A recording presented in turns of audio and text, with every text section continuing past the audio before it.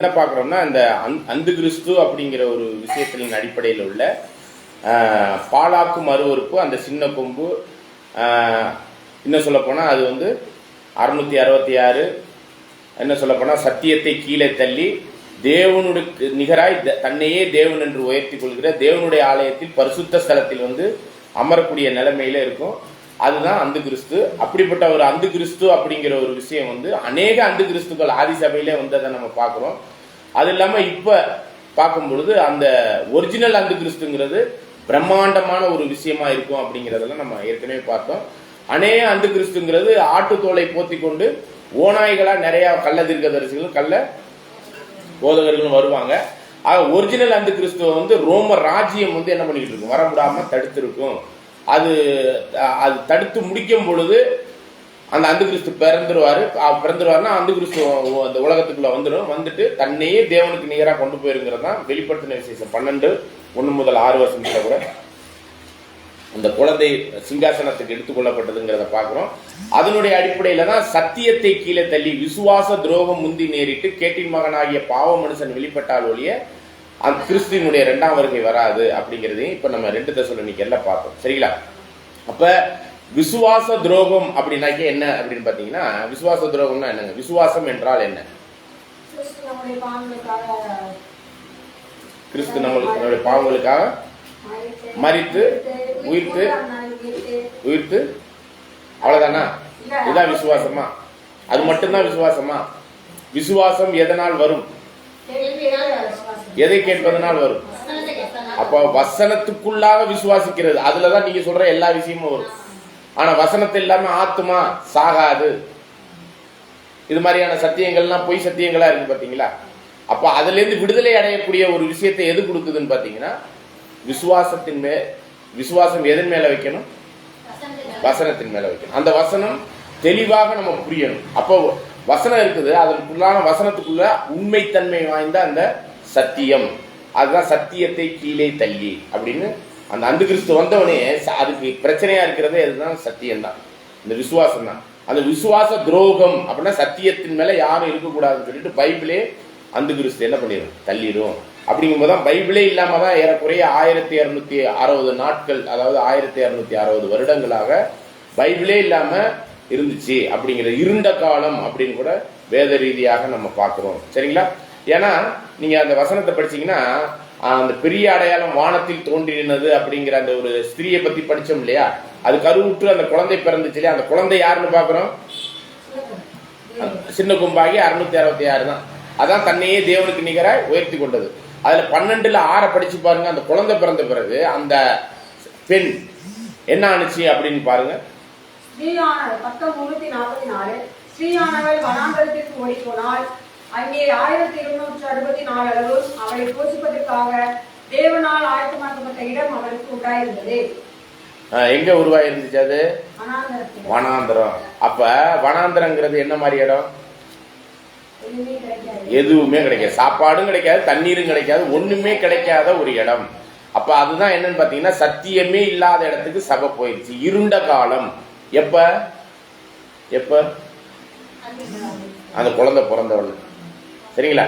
அப்ப அந்த ஒரு விஷயம் தான் பார்க்கும்போது இந்த குழந்தை தான் யாருன்னு பாக்குறோம். அது யாரு? அந்து கிறிஸ்து. சரிங்களா? இப்ப அந்த குழந்தை தான் யாருன்னா மிருகம் 666. சரிங்களா? ஆனா அந்த வலுசற்பம் யாரு? 7 தலை 10 கொம்புல மிருகம் யாரு? ரோம ராஜ்யம். சரிங்களா? அதுல தெளிவு இருக்கு இல்லையா? இப்ப பாருங்க, அந்த வலுசற்பம் என்ன பண்ணுச்சு அப்படிங்கிறத வெளிப்படுத்தின விசேஷம் 13ஆம் அதிகாரத்துல 1-2 வசனத்தை வாசிங்க. பின்பு நான் கடற்கரை மணலிலே நின்றேன்.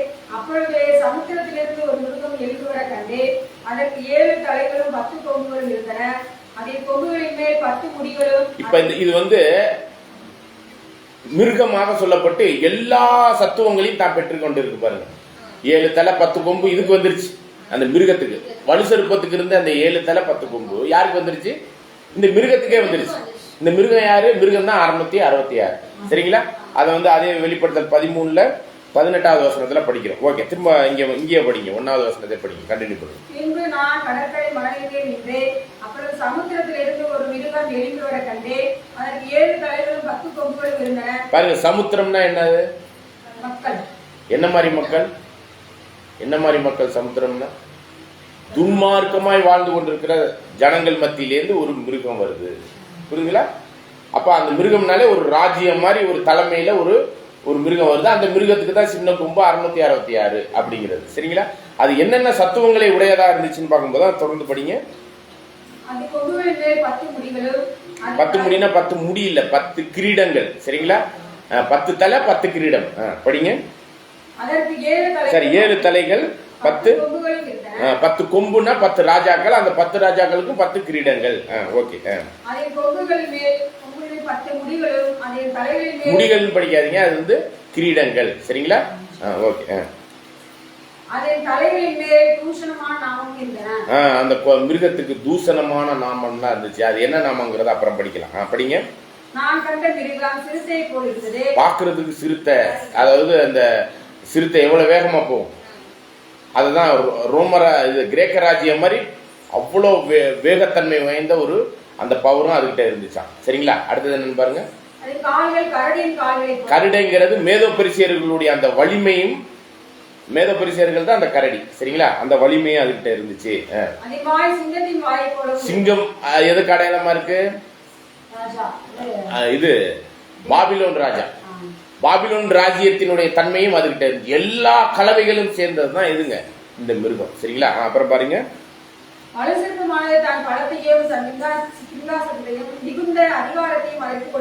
யாருக்கு கொடுத்தது? வலுசர்ப்பம் யாரு? ரோமராஜ்யத்துக்கு தானே 7 தலை 10 கொம்பு இருந்துச்சு. இப்ப அப்படியே அது யாருக்கு வந்துருச்சு? இப்போ மிருகத்துக்கு வந்துருச்சு. அது முழு பவரையும் சக்தியும், அந்த குழந்தையை விழுங்கலாம், அந்த மிருகத்தை விழுங்கலாம், அந்த சின்ன கொம்பை தன்னுடைய கண்ட்ரோல்ல எடுக்கலாம்னு சபையிலேருந்து வெளியே வரும்போது அது நினைச்சுக்கிட்டு இருந்துச்சு. ஆனா என்ன ஆயிடுச்சு? இப்போ என்ன ஆயிடுச்சுங்க?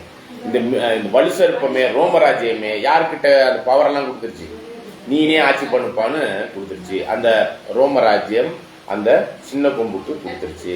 அப்படிங்கிறத இந்த இடத்துல நம்ம தெளிவா பார்க்கணும். சரிங்களா? ஓகே.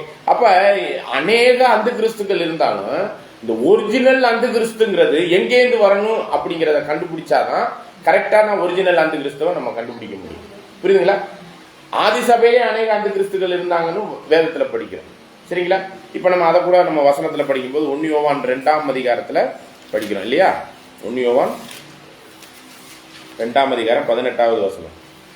பக்கம் 326. பிள்ளைகளே, இது கடைசி காலமா இருக்குது. அந்த கிறிஸ்து வருகிறான் என்று நீங்கள் கேள்விப்பட்டவரே, இப்பொழுதும் அநேக அந்த கிறிஸ்துக்கள் இருக்கிறார்கள். பாருங்க, ஆதி சபையிலேயே அநேக அந்த கிறிஸ்துக்களா தான், அநேக ஓநாய்கள், அநேக கள்ள கிறிஸ்துக்கள்னா ஆதி சபையிலே இருந்திருக்கிறாங்க. ஆனா ஒரிஜினல் அந்த கிறிஸ்து யாருங்கிறத எப்படி கண்டுபிடிக்கணும்? அது வந்து சபையின் இடத்திலிருந்து வரணும். சபையின் இடத்திலிருந்து அந்த அம்மா கிட்ட கர்ப்பவதியாகி குழந்தையா பிறக்கணும். அடுத்தது எங்க இருந்து வரணும்? ரோம ராஜ்யத்திலிருந்து வரணும். ரெண்டும் சேர்ந்து வரக்கூடிய ஒரு பவர் தான் அந்த கிறிஸ்து. மற்றதெல்லாம் அப்பப்ப சும்மா சின்னமா டம்மி மாதிரி வந்துட்டு போகும். அதெல்லாம் நம்ம அந்த கிறிஸ்துன்னு நினைச்சிடக்கூடாது. இப்ப கூட அநேக அந்த கிறிஸ்துக்கள் சொல்லிட்டு WWW கம்ப்யூட்டர் சிப்பு அப்படின்னு சொல்லி ஒரிஜினல் அந்த கிறிஸ்துவ அறியாதபடிக்கு இந்த மாய்மாலமான உலகத்தினுடைய ஞானம், அந்த அறிவு, அது மாதிரியான டெக்னாலஜியை வச்சு ஒரிஜினல் அந்த கிறிஸ்து யாரு என்னங்கிற ஆராய்ச்சிக்குள்ளே போகாத அளவுக்கு இன்னைக்கு இருக்கிற கிறிஸ்தவம் எதை சொல்லிக்கிட்டு இருக்கு? WWW வேர்ல்டு வைட் வெப் அப்படின்னு சொல்லிட்டு இந்த WWW சொல்லுது. சரிங்களா?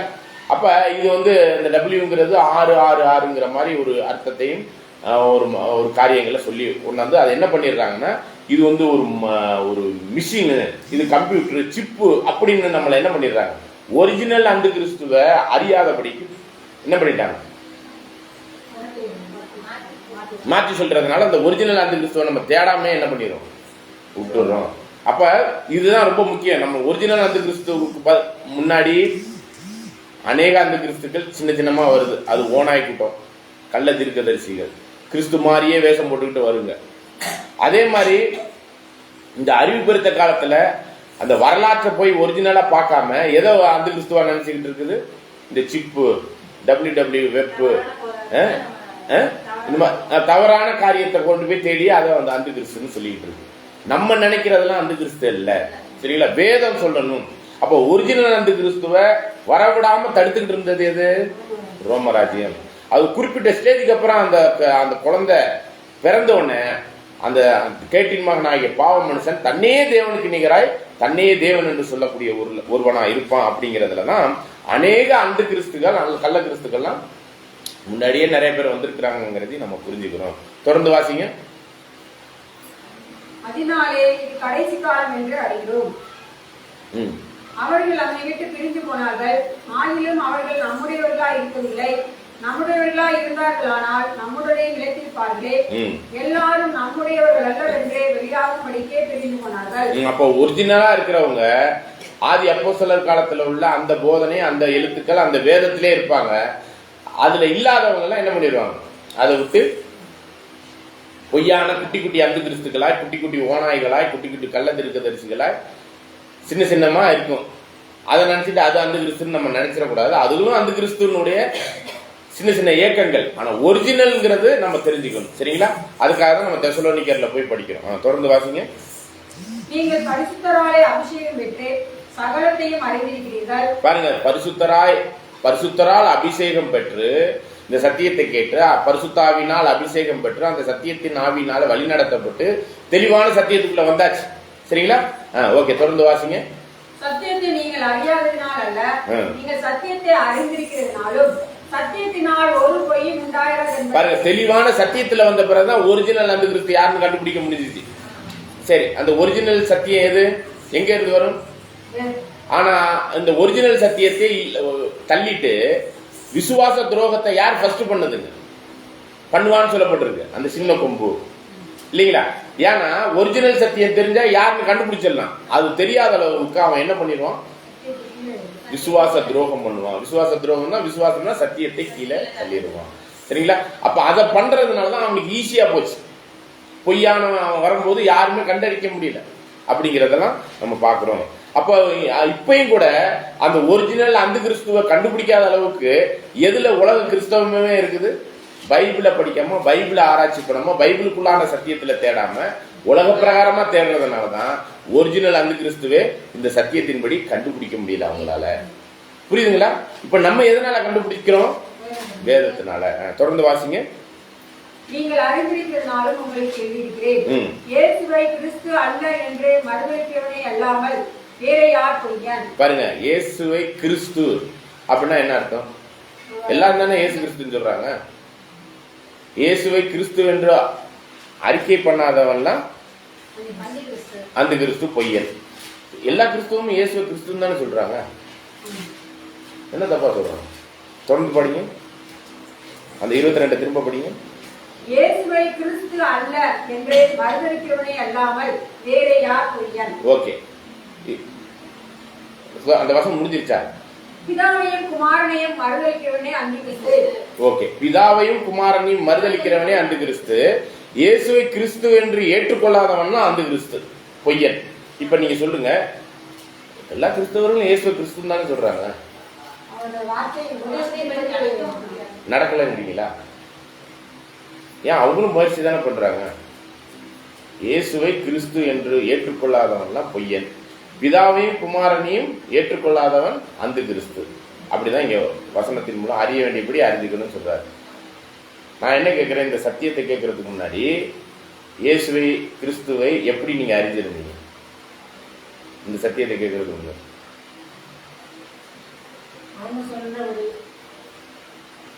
நம்முடைய ஆண்டவரை எப்படி அறிஞ்சிருந்தீங்க? இந்த சத்தியத்தை கேட்கறதுக்கு முன்னாடி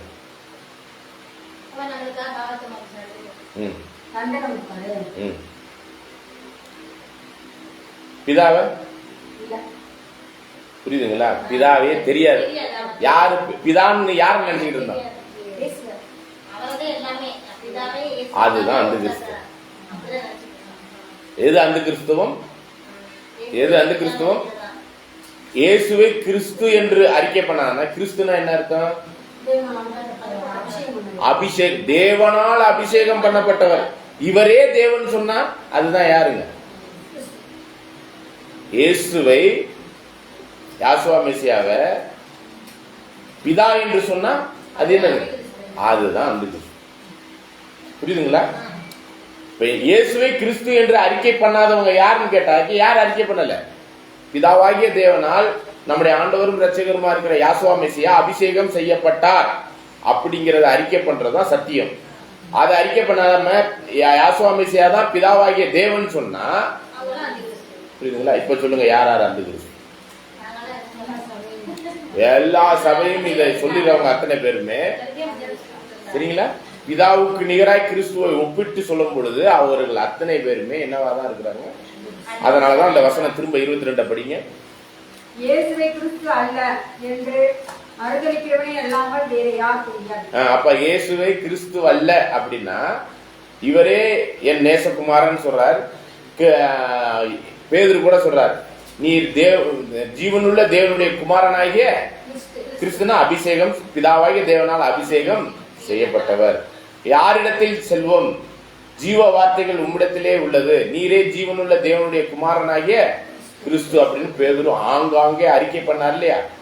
அதை அறிக்கை பண்ணாத அத்தனை பேருமே அபிஷேகம் பிதாவால் அபிஷேகம் செய்யப்பட்டவர்னு அறிக்கை பண்ணாதவர்கள் அத்தனை பேருமே அந்த கிறிஸ்துவின் ஆவியை உடையவர்கள். அப்போஸ்தலர் 10ஆம் அதிகாரம் 37-38 கூட அவர் பிதாவாகிய தேவனால் பரிசுத்தாவினாலும் வல்லமையினாலும் நசரேயனாகிய யாசுவா மெசியாவை பிதாவாகிய தேவன் என்ன பண்ணாராம்? அபிஷேகம் பண்ணினார்.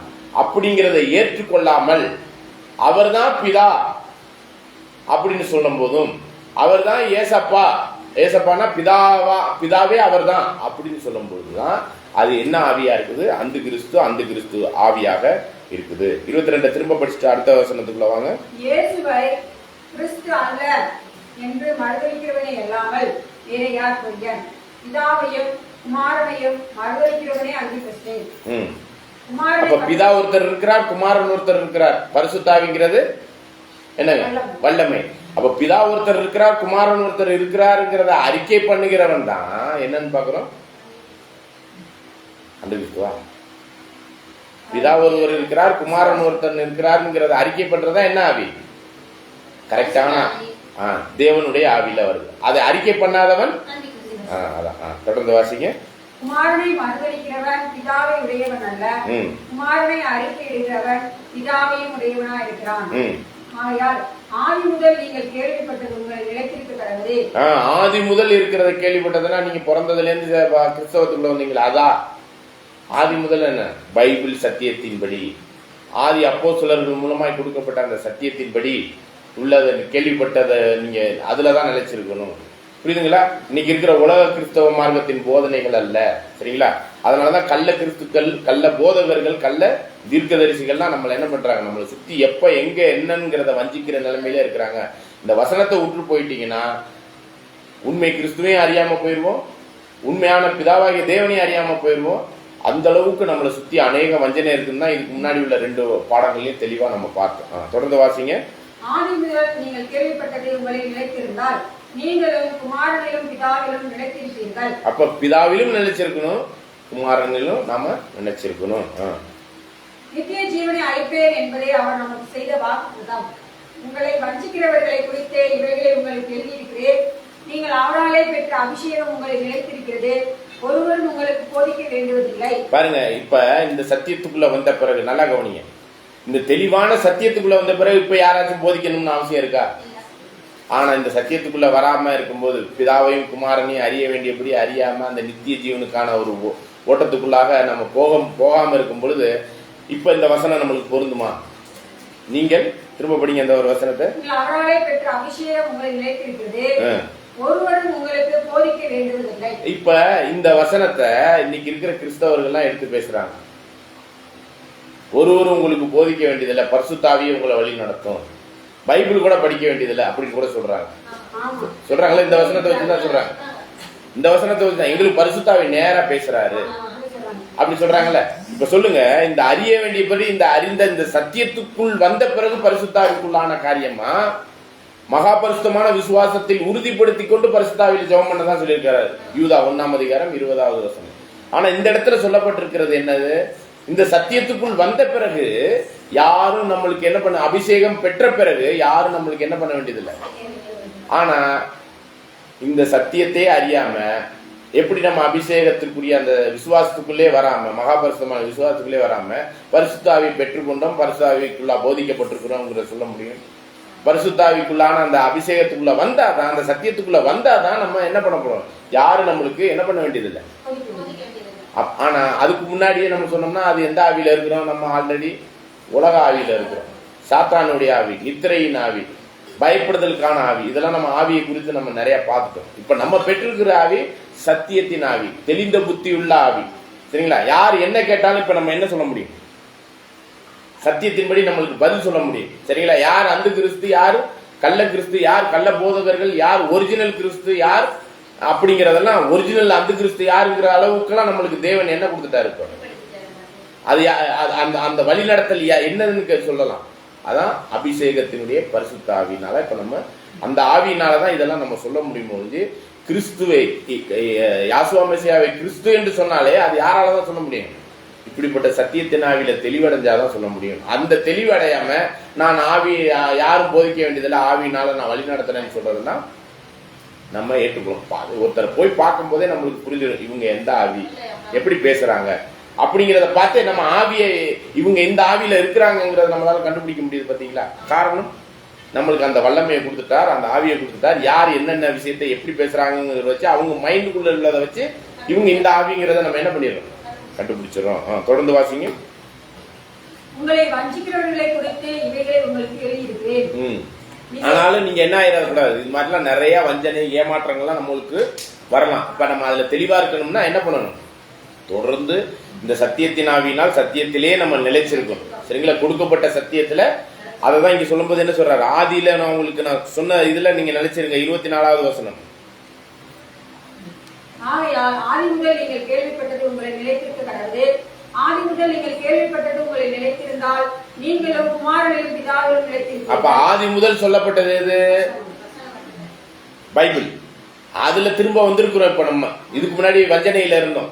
இப்ப அந்த இதுக்குள்ள நம்ம இருக்கும் பொழுது இப்ப நம்ம யாரும் நம்மளுக்கு போதிக்க வேண்டியதில்லை. ஆனா நம்மளை வஞ்சிக்கிறவங்க யாருங்கிறத ஈஸியா கண்டுபிடிச்சிடலாம். சரிங்களா?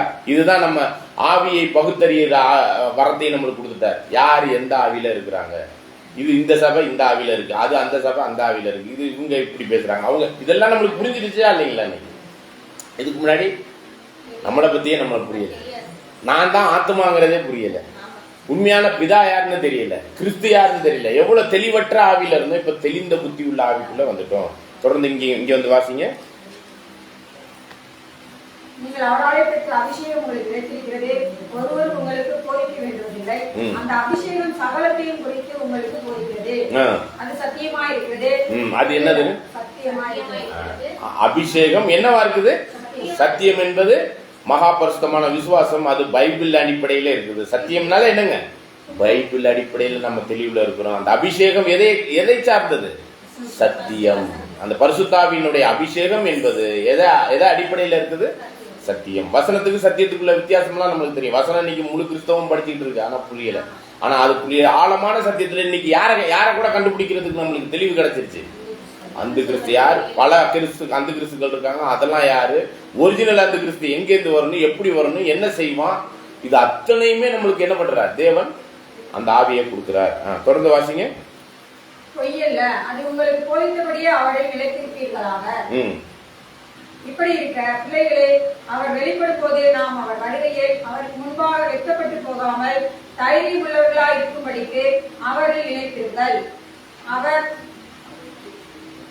நீதியுள்ளவராய் இருக்கிறார் என்று உங்களுக்கு தெரிந்திருப்பதனால் நீதியை செய்கிறவன் எவனும் அவரில் பிறந்தவன் என்று அறிந்திருக்கிறார். அப்ப நீதியை செய்கிறவன்னா எந்த நீதியின்படி? எந்த நீதி? வேத நீதியின்படி. அந்த வேத நீதி எல்லாரும் படிக்கிற வேத நீதி அவங்க படிச்சுக்கிட்டது இல்ல. அதுல உள்ள ஆழமான சத்தியத்தின் அடிப்படையில நாம நீதிக்குள்ளாக அந்த புதிய சிருஷ்டிக்குரிய ஒரு விஷயத்துல நாம் பிறந்திருக்கிறோம். அந்த வகையில நம்மளுடைய வாழ்க்கையின் தரங்களும் வாழ்க்கையின் சூழ்நிலைகளும் இருக்கணும், இதுல தெளிவா இருக்கணும் அப்படிங்கிறதான் பார்க்கணும். ஓகே, அப்படிங்கும் போதுதான் இதுல நம்ம 2 தெசலோனிக்கர் 2ஆம் அதிகாரத்துல 4வது 5வது வசனத்தையும் நம்ம வாசிக்கலாம் பாருங்க.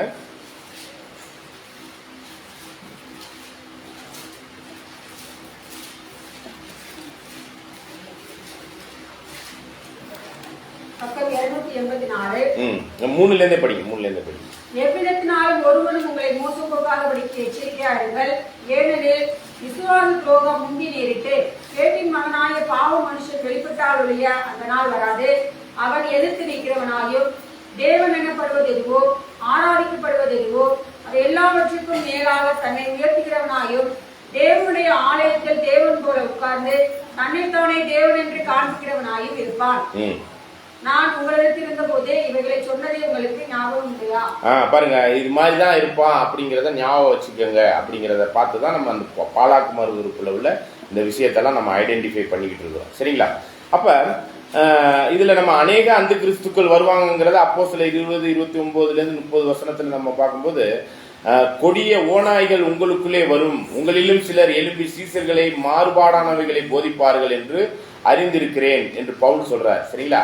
அதன்படி ஆட்டுத்தோலை போத்திக்கிட்டு வர்ற பட்சிக்கிற ஓநாய்கள் அப்படின்னு சொல்லி கள்ள தீர்க்கதரிசிகளையும் கள்ள போதகர்களையும் ஆண்டவர் சொல்றார். அப்படி நம்ம தொடர்ந்து 6வது வசனத்தை படிக்கலாம். பாருங்க, 2 தெசலோனிக்கேயர் 2ஆம் அதிகாரம் 6வது வசனம் 7வது வசனம்.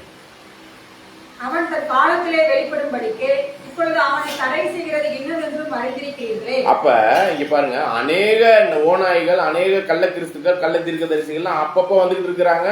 அது ஆதிசபையில இருந்து வந்தாங்க.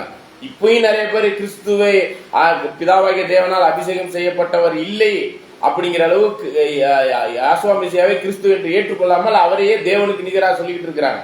அவங்களே யாருதான்? அந்த கிறிஸ்துக்கள். சரிங்களா? அந்த கிறிஸ்துக்கள், கள்ள தீர்க்கதரிசிகள் பன்மையில உள்ள நிறைய பேர் இருக்கிறாங்க. ஆனா இந்த இடத்துல 6வது வசனமும் 7வது வசனமும் என்ன சொல்லுதுன்னு பாருங்க. திரும்ப படிங்க.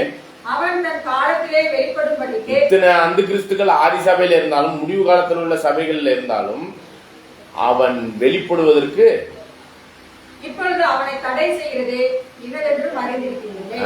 அவனை ஏதோ ஒண்ணு தடை செஞ்சுக்கிட்டு இருக்கு. ஒரிஜினலான அந்த கிறிஸ்து வர்றதுக்கு ஏதோ ஒண்ணு தடை செஞ்சுக்கிட்டு இருக்கு.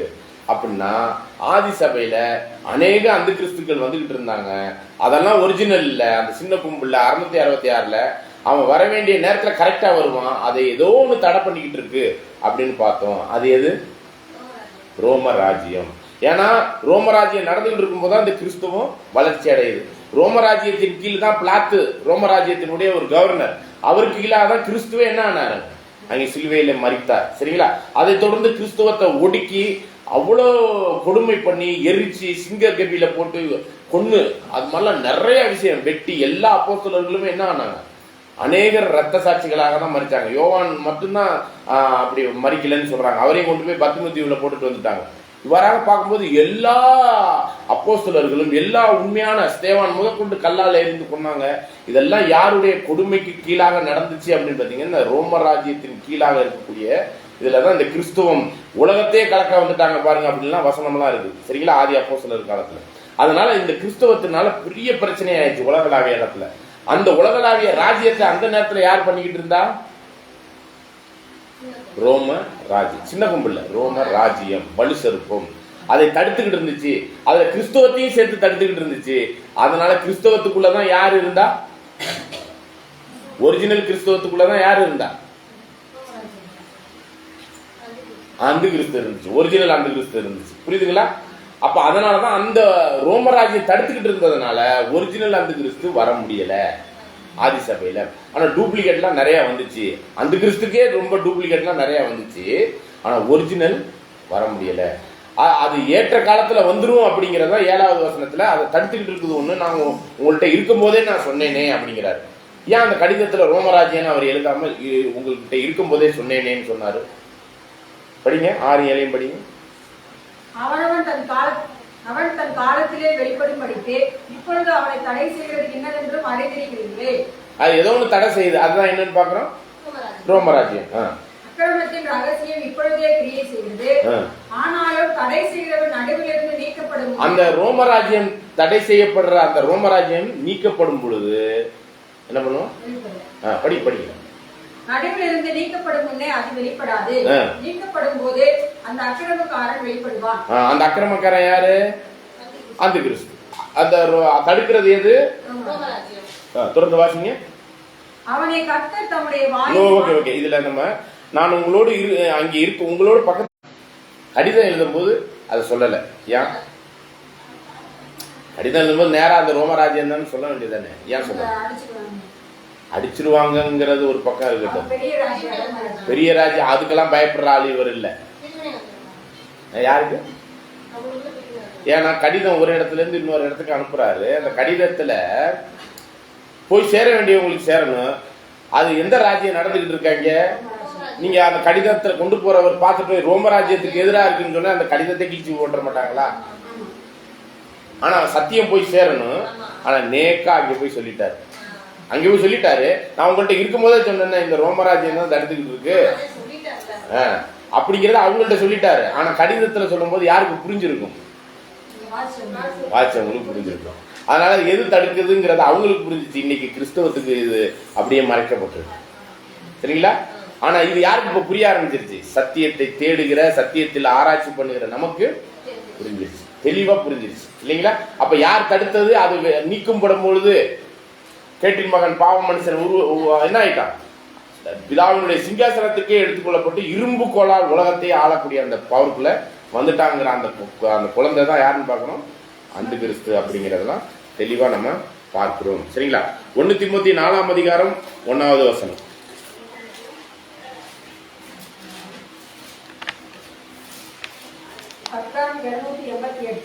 ஒரு அதுல 2 தெசலோனிக்கர் அப்படியே கை வச்சுக்கோங்க. 2 தெசலோனிக்கர் 2ஆம் அதிகாரம் 7வது வசனத்தை படிங்க. அக்கிரமத்தின் ரகசியம் இப்பொழுதே கிரியை செய்கிறது. பாருங்க, அக்கிரமத்தின் ரகசியம் ஆதி சபையிலே உள்ளறிக்கை வேலை பார்த்துக்கிட்டு இருக்குங்கிறார். எந்த அக்கிரமத்தின் ரகசியம்? இந்த அந்து கிறிஸ்துங்கிறது கரு உருவாயிருச்சு எங்க? சபைக்குள்ள. அதுதான் சொல்றாரு. அப்ப அங்கங்கே நிறைய போலிக்கா கிறிஸ்துக்கெல்லாம் அப்படி இப்படியே வெளியேறிக்கிட்டு இருந்தாங்க. ஆனா ஒரிஜினல் அந்து கிறிஸ்து மட்டும் அப்படியே ஒளிஞ்சுக்கிட்டே இருக்குது, வளர்ந்துகிட்டே இருக்கு. அது சரியா வெளியாகிறதுக்கான டைம் வர வரையும் காத்துக்கிட்டு இருக்கு. ரோமராஜ்யம் நீக்கப்படும் பொழுது இது என்ன ஆயிடுச்சு? தலையெடுத்துருச்சு அப்படிங்கறதான் இந்த இடத்துல நம்ம பார்த்துக்கிறோம். சரிங்களா? அப்ப அக்கிரமத்தின் ரகசியமா அது அப்படியே வளர்ந்துகிட்டு வருது. அது இருக்கிற இடம் தெரியாத அளவுக்கு போயிட்டு வந்துகிட்டு இருக்கு. ஆனா இப்போ போலி கிறிஸ்தவம்லாம் நிறைய ஆதி சபையில இருந்துருக்கு. அதெல்லாம் அப்பப்ப வெளிப்பட்டு வெளியாயிருச்சு. அதெல்லாம் தெரிஞ்சிருச்சு. வெளியே நிறைய பொய் சத்தியத்தை சொன்னவங்க எல்லாம் யாராருன்னு கண்டுபிடிச்சாச்சு. அதே மாதிரி இங்க அந்த அக்கிரமத்தின் ரகசியம் அப்படியே மெல்ல மெல்ல மெல்ல மெல்ல அப்படியே கரு உருவாகி கரெக்டான டைம் வந்தோடனே அந்த அந்து கிறிஸ்து பிறந்துருச்சு. கேட்டின் மகனாகிய பாவ மனுஷன் பிறந்தான். இப்ப திரும்ப இங்க வந்துருங்க. 1 தீமோத்தேயு. ஆவியானவர் வெளிப்படையாக சொல்லுகிறபடி இக்காலங்களிலே மனசாட்சியில் சூடுண்ட பொய்யருடைய மாயத்தினாலே பிற்காலத்துல அப்படின்னு சொல்றாங்க. படிங்க. சிலர் வஞ்சிக்கிற ஆவிகளுக்கும் பிசாசுகளின் உபதேசங்களுக்கும் செவி கொடுத்து விசுவாசத்தை விட்டு விலகி போவார்கள். எதை விட்டு விலகி போவாங்க? விசுவாச துரோகம் நடக்கும். இந்த சத்தியம் இல்லாத அளவுக்கு தள்ளிடுவான் யாரு? அந்து கிறிஸ்து. அப்ப அந்த நேரத்துல அந்த பொய் போதகமும் பொய் காரியத்தை வச்சு என்ன பண்ணும்? விசுவாசத்தை விட்டு நிறைய பேர் என்ன ஆயிடுவாங்க? மகாபரிசுத்தமான விசுவாசமா இருக்கிற பைபிளை விட்டுட்டு நிறைய பேர் விலையை போயிருவாங்க. நிறைய பேர் சொல்லப்பட்டிருக்கு. இன்னைக்கு இருக்கிற முழு கிறிஸ்தவமே நிறைய அநேகர் இந்த சத்தியத்தை இல்லாதவர்களாக தான் இருக்கிறாங்க. தொடர்ந்து வாசிக்கலாம். பாருங்க, இந்த குரூப் என்ன சொல்லுவாங்கன்னா, அந்த பொய் அந்து கிறிஸ்துவம் என்ன அந்த ஆதி சபையில இருந்து இருக்கும்போது சொல்லல, அப்பயே ரகசியமா வந்தவங்க என்ன சொல்லிட்டாங்க? கல்யாணம் பண்ணக்கூடாது, கிறிஸ்தவத்துக்குள்ள வந்தா அப்படின்னு சொல்லிக்கிட்டு இருக்கிறது யாரு? யாரு? எந்த சபை? ரோமன் கேத்தலிக்ல தான் ஃபாதரு, மதரு, சிஸ்டர் சொல்லிட்டு அவங்க என்ன பண்றது இல்லை? கல்யாணம் பண்றது இல்லை. சரிங்களா? இவங்க கல்யாணம் பண்ணிட்டு குடும்பம் நடத்த தெரியாம சம்பாரிச்சு அவங்களுக்கு கடமை செய்ய தெரியாம விட்டுட்டு வர்றது. இது இது இல்லை. சரிங்களா? இது இப்ப இருக்கிறது ரொம்ப மோசமானது. இந்த குரூப் குடும்ப கடமையை செய்யாம என்ன பண்ணிடுறாங்க? விட்டுட்டு வர. இவங்க ஆரம்பத்துல இருந்தே என்னது கிறிஸ்தவம் என்றாலே என்ன பண்ணணும்? கல்யாணம் பண்ணக்கூடாது அப்படிங்கிற ஒரு கொள்கையை கொண்டாடுவாங்க. யாரு? இந்த பொய்யர், இந்த விசுவாச துரோகம் நடந்து சத்தியத்தை விட்டு விலகிறவங்க, அவிவிசுவாசத்துக்கு எதுவான போதனையில கல்யாணம் பண்ணக்கூடாதுன்னு. அப்புறம் என்ன பண்ணுவாங்க பாருங்க. இதெல்லாம் சொல்றது யாருங்கிறத கரெக்டான அந்த கிறிஸ்து யாருங்கிறத நம்ம கண்டுபிடிக்க முடியும். சரிங்களா? படிங்க. நீங்க சொல்ற பெந்தகோஸ்தேல உள்ளவங்க எல்லாம் என்னது? குட்டி குட்டி அந்த கிறிஸ்துக்கள், குட்டி குட்டி கள்ள தீர்க்கதரிசிகள், குட்டி குட்டி கள்ள போதகர்கள். ஒரிஜினல் என்ன பண்ணும்? கல்யாணம் பண்ணக்கூடாதுன்னு சொல்றோம். படிங்க. விசுவாசிகளும் சத்தியத்தை அறிந்தவர்களும் ஸ்தோத்திரத்தோட அனுபவிக்கும்படி தேவன் படைத்த போஜன பதார்த்தங்களை விளக்கவும் வேண்டும் என்று அந்த பொய்யை கட்டளையிடுவார். பாருங்க, அந்த லெங்தி டேஸ். என்னது லெங்தி டேஸ்? எதை சாப்பிடக்கூடாது? எது சாப்பிடக்கூடாது? அதை விடுங்க. லெங்தி டேஸ்னா என்ன? 2 நாள் உபவாசம். அதாவது 40 நாள். யாரு? ஆர்சில என்ன என்ன என்ன உபவாசம்னா அது என்னது?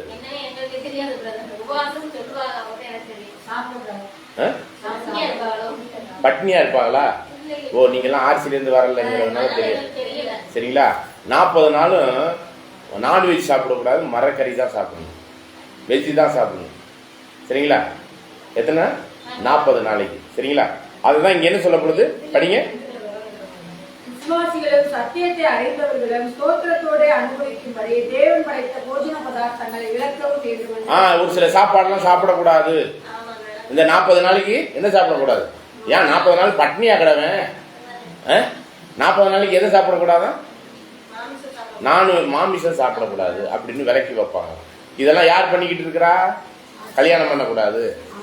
அப்போ ஒரிஜினல் அந்த அந்த கிறிஸ்துவனுடைய பொய் போதகத்துக்குரியவர்கள் இதெல்லாம் செய்வாங்கிறத பிற்காலத்திலே நடக்கும் அப்படின்னு சொன்னார். அது இன்னைக்கு வரையும் ஆர்சியில நடைமுறையில் வச்சிருக்கிறாங்க. சரிங்களா? நீங்க சொல்றது எது 2 நாள் உபவாசம் 3 நாள் உபவாசங்கிறது சாப்பிடாமே இருப்பாங்க. யார் 2 நாள் 3 நாள்ல சாப்பிடாம இருக்கிறா? யாருமே அவ இருக்கிறது இல்ல. பாஸ்டிங் சொல்லிட்டு நல்லா பிரியாணி ரெடி பண்ணி வச்சுக்கிட்டு காலையிலேருந்து அப்படித்தானே இருக்குது உபவாசம். மதியானம் கரெக்டா சாப்பிட்றோமே. சுகர் பேஷண்ட்லாம் சாப்பிடாம இருக்க சொல்லுங்களேன். சரிங்களா? அப்ப இதெல்லாம் என்னன்னா மாய்மாலத்துல நம்மளை ஏமாத்திக்கிட்டு இருக்கிறது. இது குட்டி குட்டி அந்த கிறிஸ்துக்கள், கள்ள கிறிஸ்துக்கள், கள்ள போதவர்கள் பண்றது. ஆனா ஒரிஜினல் என்ன பண்ணுமா? கல்யாணம் பண்ணாத, இது மாதிரிலாம் சொல்லும். சாப்பாட்டை விளக்கு 40 நாளைக்கு இப்படிலாம் சொல்லக்கூடியது யாருங்க? ஒரிஜினல். சரிங்களா? படிங்க. தேவன் படைத்ததெல்லாம் நல்லதா இருக்குது, ஸ்தோத்திரத்தோட ஏற்றுக்கொள்ளப்படுமாடி ஒன்றும் தள்ளப்படத்தக்கதல்ல. அது தேவ வசனத்தினாலும் ஜெபத்தினாலும் பரிசுத்தமாக்கப்படும். இவைகளை நீ சகோதரருக்கு போதித்து வந்தால் விசுவாசத்துக்குரிய வார்த்தைகளிலும் நீ அனுசரித்த நற்போதகத்திலும் தேறினவனாகி இயேசு கிறிஸ்துவுக்கு நல்ல ஊழியக்காரனாய் இருப்பாய். அப்ப எதை கரெக்டா போதிக்கணும்னா இந்த அந்த கிறிஸ்து ஒரிஜினல் எப்படி இருக்கு, டம்மி பீஸா இருக்கிற அந்த கிறிஸ்து எப்படி இருக்குங்கிறதெல்லாம் நம்ம தெளிவா அண்டர்ஸ்டாண்ட் பண்ணிட்டோம்னா நல்லா இருக்கும். அப்படிங்கறத இந்த இடத்துலயும் நம்ம புரிந்து கொள்கிறோம். 2 தீமோத்தி 4ஆம் அதிகாரம் 1 சில வசனங்களை வாசிக்கலாம்.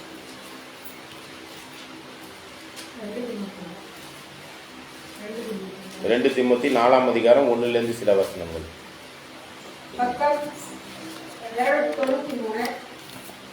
நான் தேவனுக்கு முன்பாகவும் உயிரோடு இருக்கிறவர்களையும் மறித்தவர்களையும் நியாயம் தீர்க்கப் போகிற கர்த்தராகிய இயேசு கிறிஸ்துவுக்கு முன்பாகவும் அவருடைய பிரசன்னமாவதையும் அவருடைய ராஜ்யத்தையும் சாட்சியாக வைத்து கட்டளையிடுகிறதாவது, சமயம் வாய்த்தாலும் வாய்க்காவிட்டாலும் ஜாக்கிரதையாய் திருவசனத்தை பிரசங்கம் பண்ணு.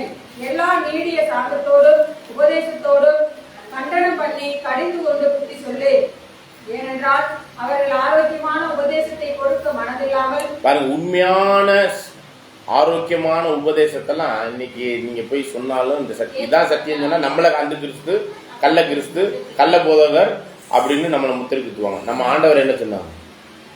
பெல்சபேலின் தலைவனுக்குரிய அந்த தன்மையில தான் அவரை முத்திரை குத்தினாங்க. அவரையே அவளை சொன்னாங்கன்னா நம்மளெல்லாம் இன்னும் மோசமா தான் சொல்லுவாங்க. சரிங்களா? அப்ப இதுதான் நம்ம புரிந்து கொள்ளணும். அவங்க நம்மளை ஏற்றுக்கொள்ள மாட்டார்கள். தொடர்ந்து வாசிங்க. செவித்தனம்னா அவங்க காதுக்கு எவ்வளவு உணக்கையா இருக்கோ கேட்கணும்னு நினைப்பாங்க. அவங்க மாமிச இச்சைகளுக்கு பாவங்களுக்கு ஒத்து வர்ற போதனகர்கள் யார் என்ன சொல்றாங்களோ அது கரெக்டா இருக்கும். அதனால மாமிச இச்சைக்கு தகுந்த மாதிரி அந்தந்த போதகர்கள் அவங்கவுங்க அத்தனை சபைகளும் அவங்க உங்களுக்கு தகுந்த மாதிரி போதகர்களை தேர்ந்தெடுத்துக்கிறாங்க. தொடர்ந்து வாசிங்க. தங்கள் சுய இச்சைகளுக்கு ஏற்ற போதகங்களை தங்களுக்கு திரளாக சேர்த்துக் கொண்டு சத்தியத்துக்கு செவியை விளக்கி பாருங்க, சத்தியத்துக்கு செவியை விளக்கிடுவாங்க. இதெல்லாம் இன்னைக்கு இருக்கிற உண்மையான சத்தியத்தை இல்லாம ஆக்கிட்டான் அந்த அந்த கிறிஸ்து. விசுவாச துரோகம் பண்ணிட்டான். அவன் வர வேண்டிய நேரத்துல வந்துட்டு அவன் பொய் மார்க்கத்துக்குரிய அந்த ஒரு விஷயத்தெல்லாம் தன்னையே உயர்த்தி கொள்வான் அப்படிங்கறதெல்லாம் பாக்குறோம். ஆனா பிற்காலத்துல மனசாட்சியில் சூடு உண்டவர்களுடைய இதுல என்ன பண்ணிடுவாங்க? சத்தியத்துக்கு அதே விஷயத்தை தான் இவங்களும் தொடருவாங்க. அந்த அந்து கிறிஸ்துங்கிற அந்த அமைப்புக்குரிய அந்த தலையா இருக்கக்கூடிய போப்பு அந்த ஆர்சி அப்படிங்கிறது மட்டும் செய்யாம அதை சார்ந்திருக்கிற மற்றவர்களும் மற்ற புரட்சிகர அமைப்புமே என்னவா தான் இருப்பாங்க, இதே ஆவியில தான் இருப்பாங்க. ஏன்னா சத்தியத்துக்கு ஆர்சியும் செவி கொடுக்காது. அதை விட்டு வெளியே வந்த புரோட்டஸ்டாண்ட் அமைப்பில் உள்ள எல்லா பேர் கிறிஸ்தவ குட்டி குட்டி அந்த கிறிஸ்துவ கட்டளை கிறிஸ்துக்களும் அதுக்கு சத்தியத்துக்கு செவி கொடுக்க மாட்டாங்க. தொடர்ந்து வாசிங்க. சத்தியத்திற்கு சரியை விளக்கே கட்டுக்கதைகளுக்கு சாய்ந்து போகும் காலம் வரும். கட்டுக்கதைகளா பேசுவாங்க. அவங்க பாட்ட தரிசனம், அவங்க பரலோகம் போனேம்பாங்க, அங்கே சீடி வாங்கினேம்பாங்க, அப்புறம் கீழே வந்து ரிலீஸ் பண்ணுவாங்க, என்னென்னமோலாம் சொல்லுவாங்க இல்லையா. அவங்களுக்கு நினைச்சதெல்லாம் போதகமா இருக்கான பைபிள் படி எதையுமே என்ன பண்ண மாட்டாங்க. சத்தியத்துக்கு செவியை விலக்கு கட்டுக்கதைகளுக்கு சாய்ந்து போகும் காலம் வரும். தொடர்ந்து வாசிங்க. தெளிந்த புத்தி உள்ள ஆவியில தெளிந்த புத்திக்குரிய ஒரு விஷயத்துல நீ மன தெளிவுள்ளவனா இருக்கணும். இதுல எல்லாம் நீங்க கரெக்டா அண்டர்ஸ்டாண்ட் பண்ணலன்னா பொய் சத்தியத்துக்குரிய பொய் ஆவியில நம்ம நித்திரையின் ஆவியில அசுத்தமான காரியங்களுக்கு ஈடுபட்டு போயிட்டே இருக்கும். அப்ப இதுல எல்லாம் தெளிவு இருந்தாதான் யார் என்னங்கிறதெல்லாம் கரெக்டா கண்டுபிடிக்கணும். அந்த தெளிவுக்கான ஆவியை தேவன் கொடுத்துட்டாரு. அதை அப்படியே பிடிச்சி நம்ம என்ன பண்ணிக்கணும், நம்மளுக்குள்ளாக இன்னும் பெருக்கத்தை உண்டாக்கணும். அந்த பாத்திரத்துல எண்ணெய் உடையவர்களாய் நாம் தொடர்ந்து இன்னும் அந்த எண்ணெயில விளக்கு எரியறவர்களாய் நம்ம இருக்கணும். விளக்கு அணையிறவர்களா இருந்துடக்கூடாது. சரிங்களா. விளக்கு எண்ணெய் இதெல்லாம் நம்மளுக்கு தெரியும். சரிங்களா. என்னங்க விளக்கு வெளிச்சம் எண்ணெய் இதெல்லாம் என்னங்க சத்தியம் வசனம் எண்ணெய்ங்கிறது பரிசுத்தாவி அப்படிங்கிறத புரிஞ்சுக்கிறோம். தொடர்ந்து வாசிங்க.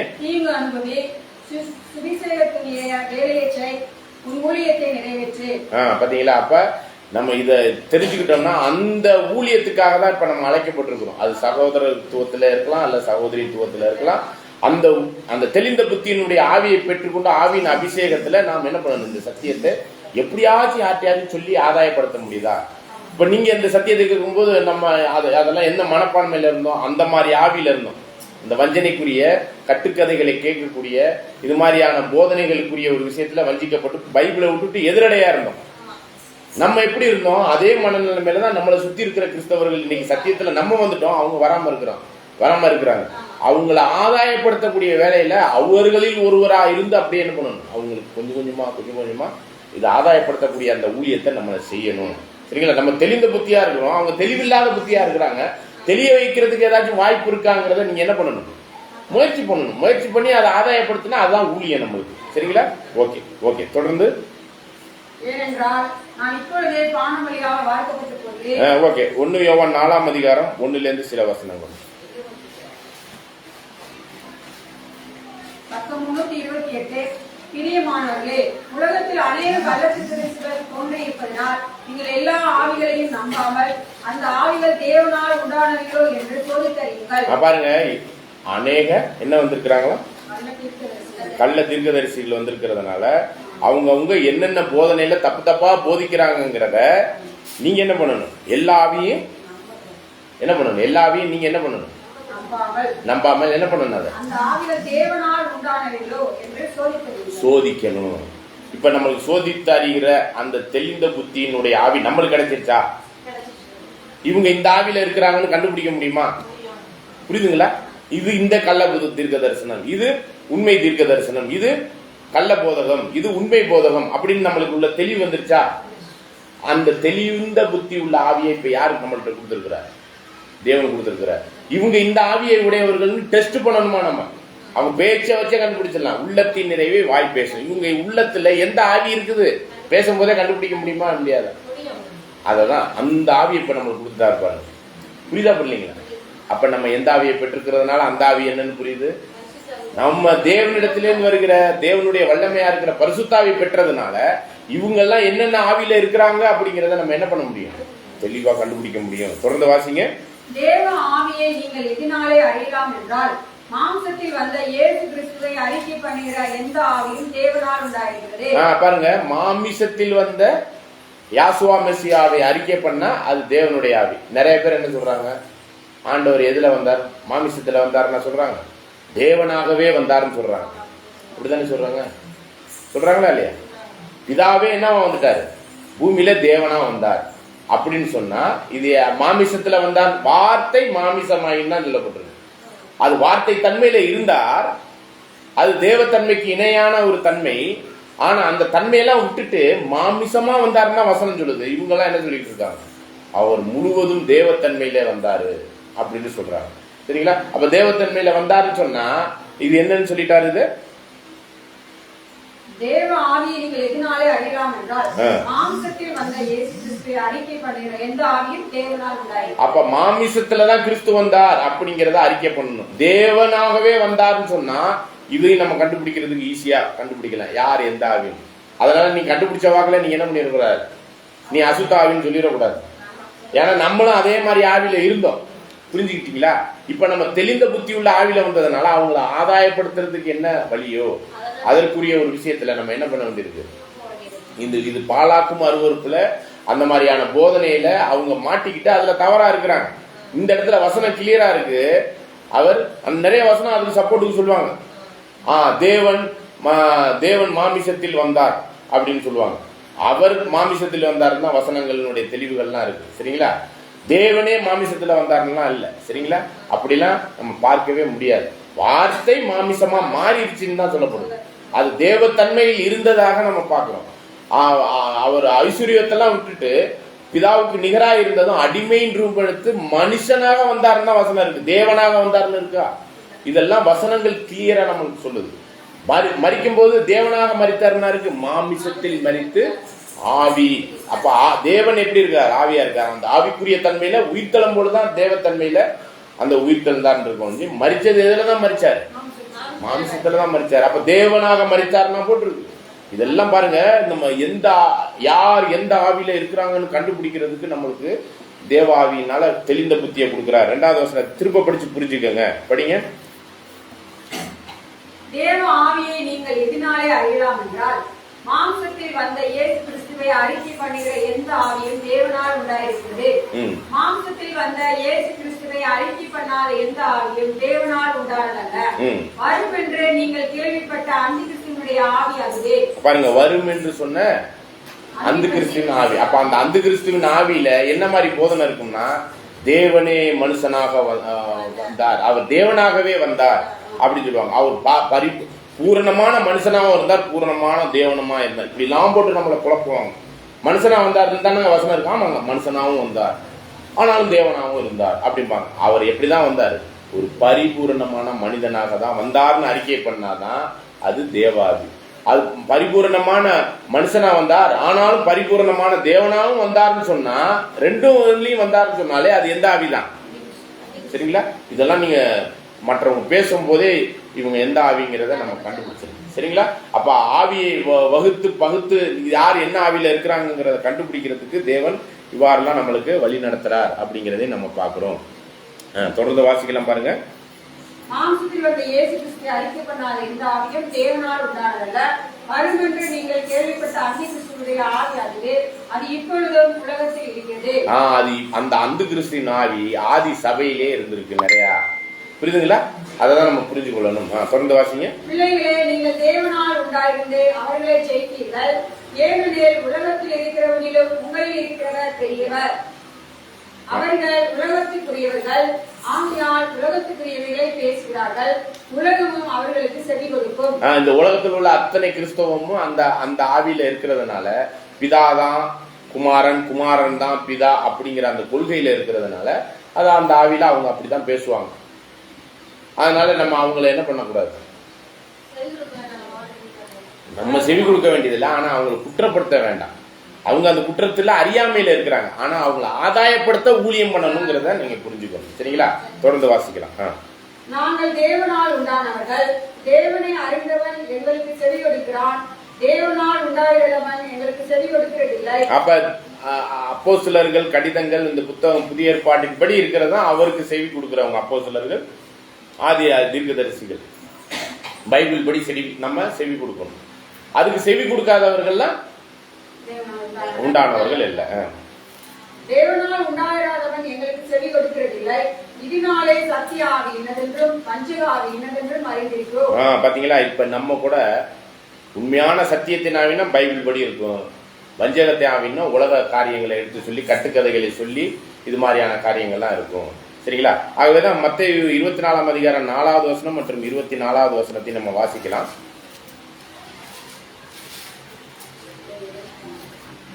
24:4. 37. இயேசு அவர்களுக்கு பிரதியுத்தரமாக, ஒருவனும் உங்களை வஞ்சியாதபடிக்கு எச்சரிக்கையாயிருங்கள். ஏனெனில் கள்ள கிறிஸ்துகளும் கள்ள தீர்க்கதரிசிகளும் எழுந்து கூடுமானால் தெரிந்து கொள்ளப்பட்டவர்களையும் வஞ்சிக்கத்தக்கதாக பெரிய அடையாளங்களையும் அற்புதங்களையும் செய்வார்கள். பாத்தீங்களா என்ன பண்ணுவாங்க? பெரிய அடையாளம், பெரிய அடையாளத்தையும் அற்புதத்தையும் அவங்க செய்வாங்க. அநேக கள்ள கிறிஸ்துகளும் கள்ள தீர்க்கதரிசிகளும் அநேகரை என்ன பண்ணுவாங்களா? வஞ்சிப்பாங்க. சரிங்களா?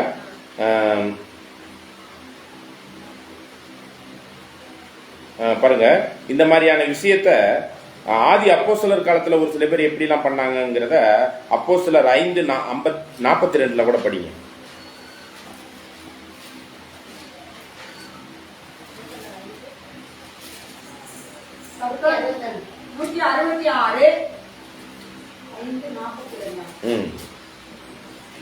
அப்போஸ்தலர் 5:42. அப்போஸ்தலர் தினந்தோறும் தேவாலயத்திலேயும் வீடுகளிலேயும் இடைவிடாமல் உபதேசம் பண்ணி இயேசுவே கிறிஸ்து என்று பிரசங்கித்தார்கள். பாருங்க, இயேசுவே கிறிஸ்து என்று அவர்கள் பிரசங்கித்தார்கள். இதுதான் என்ன ஆவிங்க? தேவனுடைய ஆவி. இயேசுவே தேவன் என்று பிரசங்கித்தாக்க, சரிங்களா? இது அப்போஸ்தலர்கள் பிரசங்கித்தது. சரிங்களா? அதிலே 10ஆம் அதிகாரம் 37-38 பாருங்க.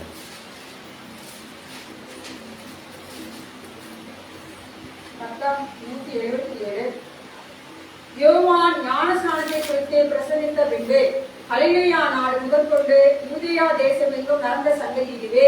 நசரேயனாகிய இயேசுவை தேவன் பரிசுத்த ஆவியினாலும் வல்லமையினாலும் அபிஷேகம் பண்ணினார். தேவன் அவருடனே கூட இருந்தபடினாலே அவர் நன்மை செய்கிறவராயும் பிசாசின் வல்லமையில் அகப்பட்ட யாவரையும் குணமாக்குகிறவராயும் சுற்றித்திருந்தார். பாருங்க, இதுதான் நம்ம மத்தேயு அதெல்லாம் என்ன பண்ணாங்க?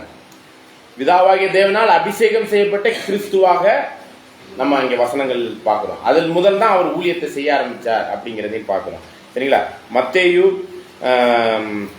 16ஆம் அதிகாரத்துல 16வது வசனம். 25. சீமோன் பேதுரு பிரதியுத்தரமாக, நீ ஜீவனுள்ள தேவனுடைய குமாரனாகிய கிறிஸ்து என்றான். படிங்க தொடர்ந்து.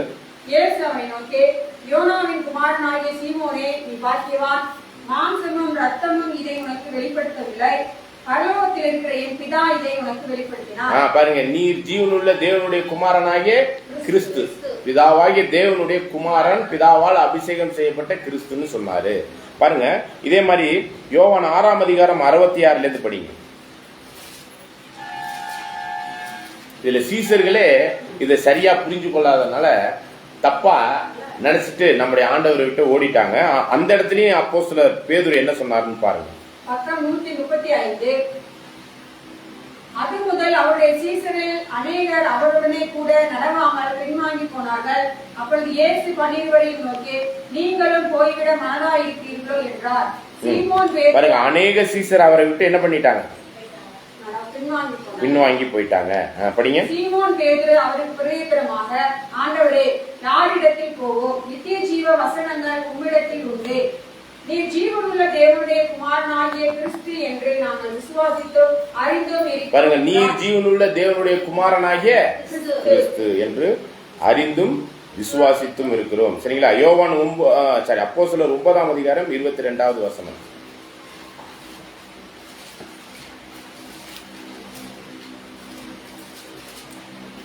பக்கம் 174. சவுல் அதிகமான திடன் கொண்டு இவரே கிறிஸ்து என்று கிறிஸ்தாந்தப்படுத்தி தமஸ்குவில் குடியிருக்கிற யூதர்களை கலங்க பண்ணினான். இவரே கிறிஸ்து என்று எல்லாத்துலயும் ப்ரூவ் பண்ணிட்டாப்ல. சரிங்களா? நீங்க 20 படிங்க. தாமதம் என்று கிறிஸ்து தேவனுடைய குமாரன் என்று ஆலயங்களிலே பிரசங்கித்தான். கேட்டவர்கள் எல்லாரும் ஆச்சரியப்பட்டு, எருசலேமில் இந்த நாமத்தை தொழுது கொள்கிறவர்களை நாசமாக்கி இங்கேயும் அப்படிப்பட்டவர்களை கட்டி பிரதான ஆசாரியர்களிடத்திற்கு கொண்டு போகும்படி வந்தவன் இவன் அல்லவா என்றார்கள். சவுல் அதிகமாக திடன் கொண்டு இவரை கிறிஸ்துவென்று கிறிஸ்தாந்தப்படுத்தி தமஸ்குவில் குடியிருக்கிற யூதர்களை கலங்க பண்ணினான். அநேக நாள் சென்ற பின்பு யூதர்கள் அவனை கொலை செய்யும்படி ஆலோசனை பண்ணினார்கள். இதை சொன்னதுனால, உண்மை சத்தியத்தை சொன்னதுனால அன்னைக்கு கொலை செய்யவும் திட்டமிட்டார்கள்.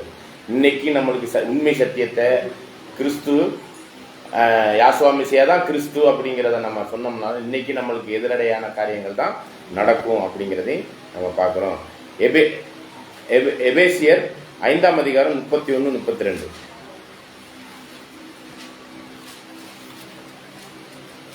பக்கம் 268. இது நிமித்தம் மனுஷன் தன் தகப்பனையும் தன் தாயையும் விட்டு, சரி மன்னிச்சுங்க,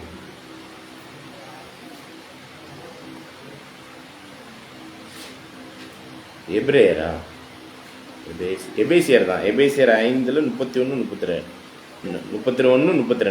படிங்க அதே தான். மனுஷன் தன் தகப்பனையும் தன் தாயையும் விட்டு தன் மனைவியுடன் இசைந்து இருவரும் ஒரே மாம்சமாய் இருப்பார்கள். இந்த ரகசியம் பெரியது. இது ஒரு ரகசியம், சரிங்களா? அப்படிங்கிறது ஆதியில தேவன் படைக்கும் போது கணவன் மனைவியினுடைய உறவை சொல்றாரு, சரிங்களா? இந்த ரகசியம் அப்போ பெரிய ரகசியம் இல்ல, அதுக்குள்ள இப்பதான் அது ரகசியம் பெரியது. அது என்னன்னு பாருங்க. இந்த ரகசியம் பெரியது, நான் கிறிஸ்துவை பற்றியும் சபையை பற்றியும் சொல்கிறேன். பாருங்க, இது யாரை பற்றியதுன்னா கிறிஸ்துவை பற்றியும். ஒரு கணவன் மனைவியினுடைய உறவு இது பெரிய ரகசியம், சரிங்களா? இந்த ரகசியம் யாருக்கு தான் தெரியும்னா இந்த உண்மையான சத்தியத்தை உடைய நமக்கு தான் தெரியும். அப்ப அந்த சரீரமாகிய சபையும் தலையும் சேர்ந்ததுதான் என்னதுங்க? சரீரமும் தனித்தனி அவயங்களா சேர்ந்திருக்கிற சரீரமும் தலையும் சேர்ந்ததுதான் என்னங்க? கிறிஸ்து. 1 கொரிந்தியர் 12ஆம் அதிகாரம் 12 மற்றும் 27.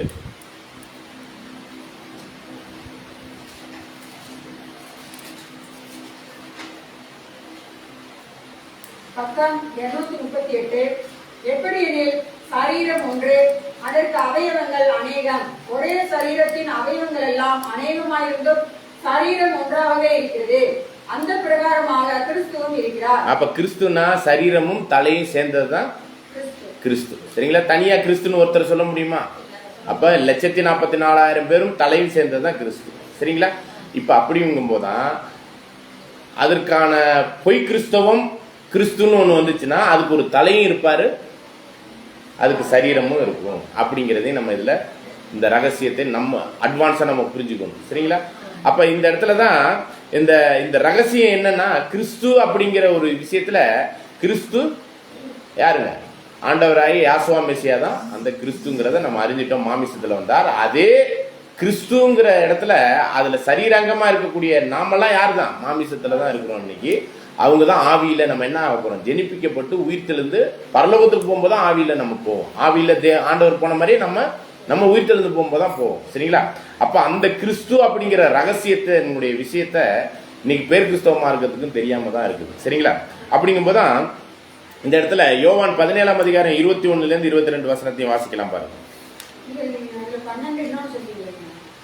12 படிக்கலையா?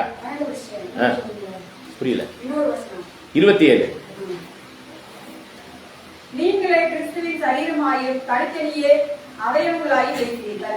பாத்தீங்களா? அப்ப கிறிஸ்துனாலே என்னது? தனித்தனி அவயங்களா இருக்கிற எல்லாம் சேர்ந்ததுதான் கிறிஸ்து, தலை மட்டும் இல்ல, சரிங்களா? அதுதான் 12ல படிக்கும்போது எப்படி இருக்குன்னு பாருங்க. எப்படி எனில் சரீரம் ஒன்று, அதற்கு அவயவங்கள் அநேகம். ஒரே சரீரத்தின் அவயவங்கள் எல்லாம் அநேகமாயிருந்தும் சரீரம் ஒன்றாகவே இருக்கிறது. அந்த பிரகாரமாக கிறிஸ்துவும் இருக்கிறார். கிறிஸ்து என்பவர் ஒருவர் தான், அது வசனம் ஒண்ணுதான். இப்ப அந்த கணவன் மனைவிங்கிற ஆணும் பெண்ணும் சேர்ந்து அந்த ஒரு ஜீவியத்துக்குள்ள வரும்பொழுது அது என்னது?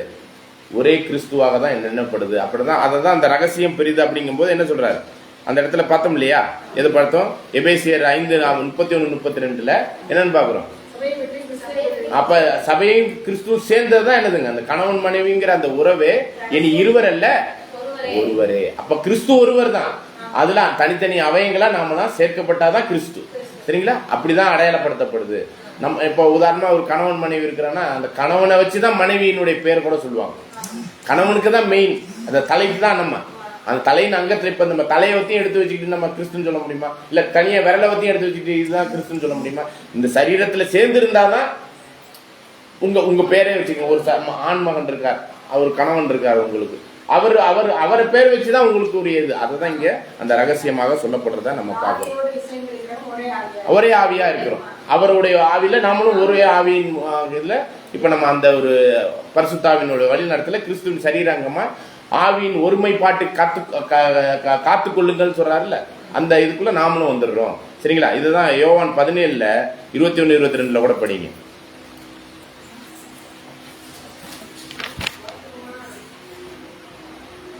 பக்கம் 153. அவர்கள் எல்லாரும் ஒன்றாய் இருக்கவும், பிதாவே நீர் என்னை அனுப்பினதை உலகம் விசுவாசிக்கிறதற்காக நீர் என்னிலேயும் நான் உன்னிலேயும் இருக்கிறது போல அவர்கள் எல்லாரும் நம்மில் ஒன்றாய் பாருங்க, அவர்கள் எல்லாம் நம்மில் ஒன்றா இருக்கிறது அப்படிங்கிற அந்த ஒருமைப்பாட்டின் ஆவியை இங்கே சொல்றாரு.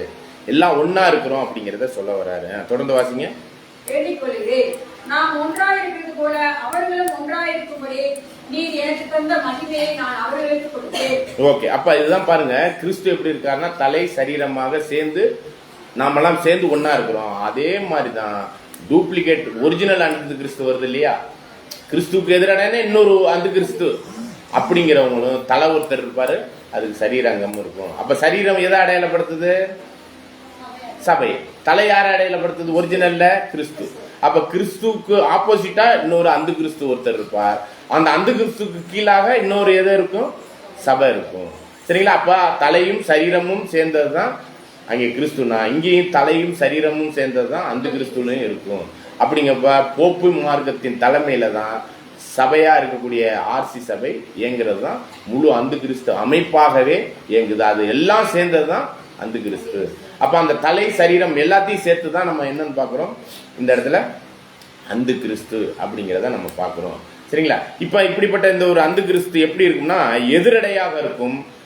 ஆனா பார்ப்பதற்கு கிறிஸ்தவம் மாறியே ஒரிஜினல் கிறிஸ்தவம் மாறியே நாங்க பாருங்க உலகளாவிய அளவுல நாங்க தான் தாய் சபை, தாய் திருச்சபை இப்படிலாம் என்ன பண்ணுவாங்க, நம்மள வஞ்சகத்துல கொண்டு போவாங்க. சரிங்களா? அப்ப மாமிச சிந்தையின்படி நம்ம பொய்யான அந்த இதுக்குள்ள போயிடக்கூடாது. நம்ம சிந்தை பாவத்தை விட்டு விலகி பொய்யானவைகளுக்கு விலகி உண்மை சத்தியத்துக்குரியவர்களா நம்ம தெளிந்த புத்தி உள்ளவர்களா நம்ம இருக்கணும் அப்படிங்கறதையும் இதை புரிஞ்சுக்கணும். ஆக அந்த உண்மை சத்தியத்துல உள்ள நம்மளை அவங்க என்ன பண்ணுவாங்க, நம்மளை அழிக்கதான் நினைப்பாங்க.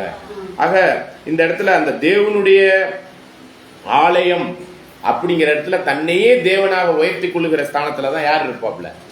அந்த கிறிஸ்து, அந்த போப்பு மார்க்கம் இருக்கும். அதனாலதான் அவங்க போப்புனாலே ஃபாதர்னு யார சொல்லலாம்? பிதாவை.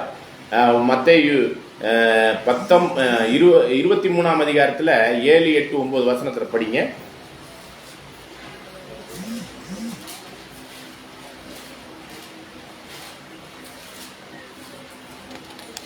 மத்தேயு 23 அதிகாரம் 7, 8. சந்தை வெளிகளின் வந்தனங்களையும் மனுஷரால் ரபி ரபி என்று அழைக்கப்படுவதையும் விரும்புகிறார்கள். நீங்களோ ரபி என்று அழைக்கப்படாதீர்கள், கிறிஸ்து ஒருவரே உங்களுக்கு போதகராய் இருக்கிறார். நீங்கள் எல்லாரும் சகோதரராய் இருக்கிறீர்கள். பூமியிலே ஒருவனையும் உங்கள் பிதா என்று சொல்லாதீர்கள், பரலோகத்தில் இருக்கிற ஒருவரே உங்களுக்கு பிதாவாய் இருக்கிறார். நீங்கள் குருக்கள் என்றும் அழைக்கப்படாதீர்கள். அப்ப பிதா யாரதான் நம்ம சொல்லலாம்? பரலோகத்தில் இருக்கிற ஒருவரே. அப்ப இங்க பூமியில நிறைய ஃபாதர் போப்புங்கிறதே ஃபாதர் தான் அர்த்தம். தன்னையே ஃபாதருக்கு நிகராய் தேவனுடைய ஆலயத்தில் தன்னையே தேவன் ஆர்சி சர்ச்சுங்கிற ஆலயத்துல அவங்களே தான் யாரு பிதான்னு போய் உட்காந்துட்டாங்க. அப்ப இதுதான் என்னதுங்க, இப்ப நம்ம 2 தெசலோனிக்கேயர் 2 அதிகாரம் 4 படிக்கிறோம் இல்லையா?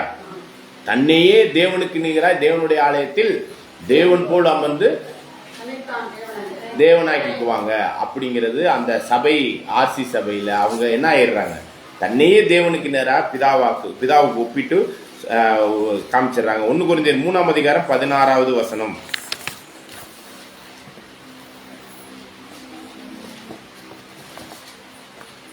பக்கம் 229. நீங்கள் தேவனுடைய ஆலயமாய் இருக்கிறீர்கள் என்றும் தேவனுடைய ஆவி உங்களில் வாசமாய் இருக்கிறார் என்றும் அறியாதிருக்கிறீர்களா? அப்ப நம்ம தான் தேவனுடைய ஆலயம். இந்த தேவனுடைய ஆலயத்திலே தேவனுக்கு பதிலா கிறிஸ்துவுக்கு பதிலா யார் வந்து உட்கார்ந்துடுறா? இவங்க வந்து உட்கார்ந்துடுறாங்க.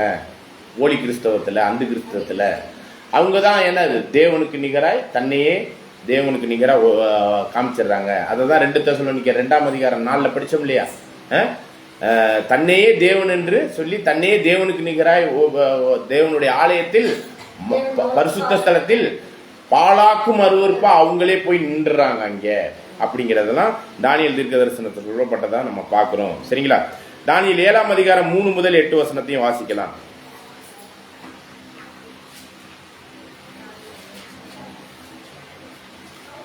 பக்கம் 1040.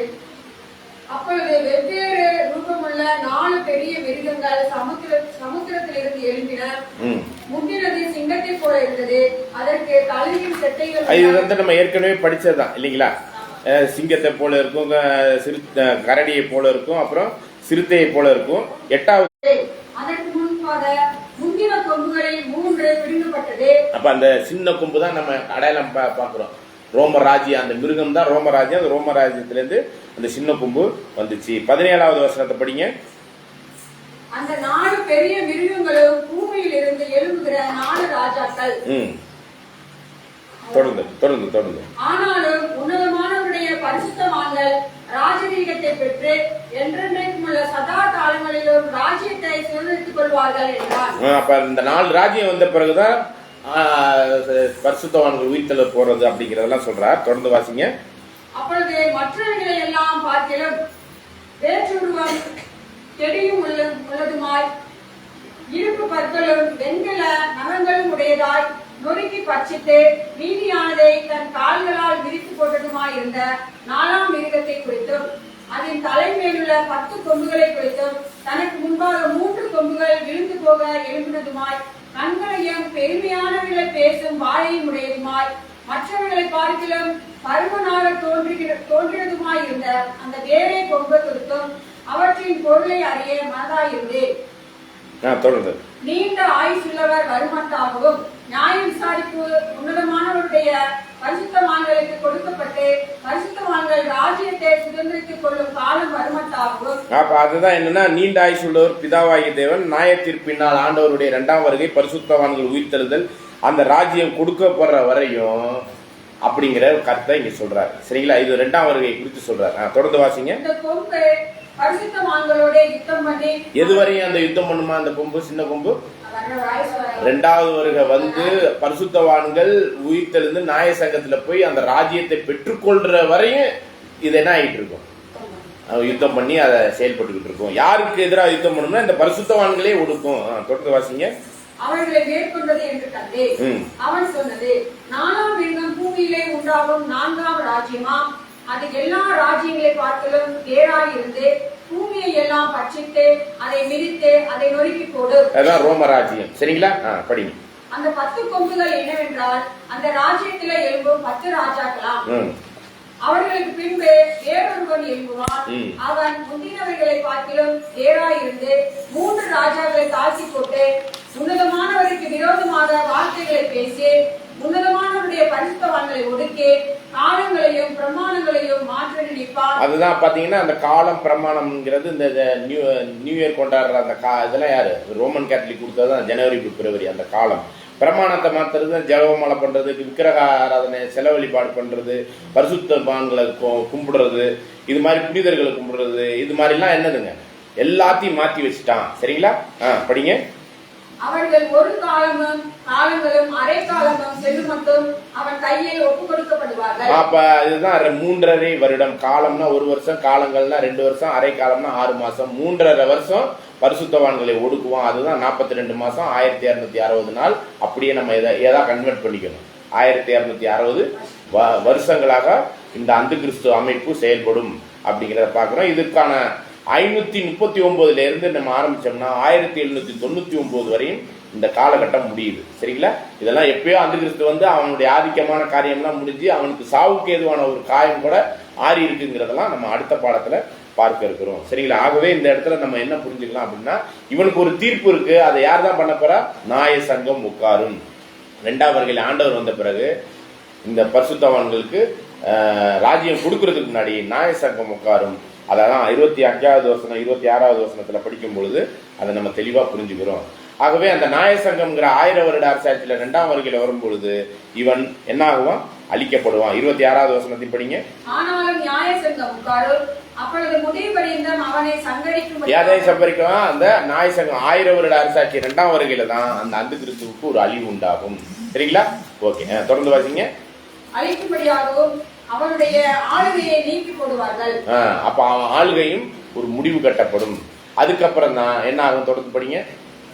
வானத்தின் கீழெங்கும் உள்ள ராஜ்யங்களின் ராஜரீகமும் ஆளுகையும் மகத்துவமும் உன்னதமானவருடைய பரிசுத்தவான்களாகிய ஜனங்களுக்கு கொடுக்கப்படும். அப்பதான் எல்லா சபையும் அந்த 1,44,000 பேரும் நிறைவடைஞ்சு பரலோகத்துல பொசிஷன் எடுப்பாங்க. 1000 வருட அரசாட்சி ஆரம்பிச்சு இந்த அந்து கிறிஸ்து அமைப்புக்கு ஒரு முடிவு கட்டின பிறகுதான் அதற்கான ஒரு காரியத்துக்கு நிறைவு உண்டாகும் அப்படிங்கிறத பார்க்கணும். அதனாலதான் ஆண்டவருடைய 2ஆம் வருகையில வருகையின் பிரசனத்தினால் அந்த அந்து கிறிஸ்துவை அதம் பண்ணுவாருங்கிறத கூட நம்ம தெசலோனிக்கர் புத்தகத்துல வாசிக்கிறோம். ஆகவே இப்ப அந்து கிறிஸ்து யார் என்னங்கிறத ரோம ராஜ்யத்திலிருந்தும் கிறிஸ்தவ மதத்திலிருந்தும் களிமண்ணும் இரும்புமாய் சேர்ந்து பொதுவான கேத்தலிக்னா பொதுவான ரோமன் கேத்தலிக்னா பொதுவான சபை அப்படிங்கிற ஒரு இயக்கமாக அந்த சரீரமும் அதனுடைய தலையாய் இருக்கிற போப்பு மார்க்கம் தான் அந்து கிறிஸ்து அப்படிங்கிறத தெளிவா பைபிள் ரீதியான வசனங்களின் அடிப்படையில ரோம ராஜ்யத்திலிருந்து வரணும், சபையிலிருந்து வரணுங்கிறது தான் இந்த மிருகத்திலிருந்து வந்த சின்ன கொம்பு.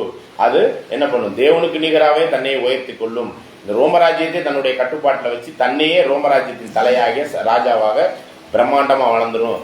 பாலாக்கு மறுவறுப்பாக இருக்கும், சத்தியத்தை கீழே தள்ளும், அன்றாட பலியை நீக்கிவிடும், பரிசுத்த ஸ்தலத்தில் தன்னையே தேவனுக்கு நிகராய் நிக்க வச்சிருங்கிற இந்த போப்பு மார்க்கம் தான் ஆர்சி தான் அந்து கிறிஸ்து. அந்து கிறிஸ்து அமைப்பு, அந்து கிறிஸ்துவின் முழு சரீரம் சபையும் தலையில் சேர்ந்தது தான் அந்து கிறிஸ்துங்கிறத இதன் மூலமா நம்ம தெளிவா புரிஞ்சுக்கிறோம். ஓகே, இப்ப அதனுடைய தொடர்ச்சியாக நம்ம அடுத்த வாரத்துல நம்ம இன்னும் ஆழமா இந்த பாலாக்கு மறுவறுப்பை குறித்தும் அதிலிருந்து வரக்கூடிய இன்னும் பலவற்றையும் குறித்து நம்ம பார்க்க போறோம். அடுத்த வாரம் வரும்போது வெளிப்படுத்தின விசேஷம் 13ஆம் அதிகாரத்தை படிச்சுட்டு வாங்க. தேவன் தாமே கிருபையோடு நம்மளை ஆசீர்வதிப்பாராக. ஆமென்.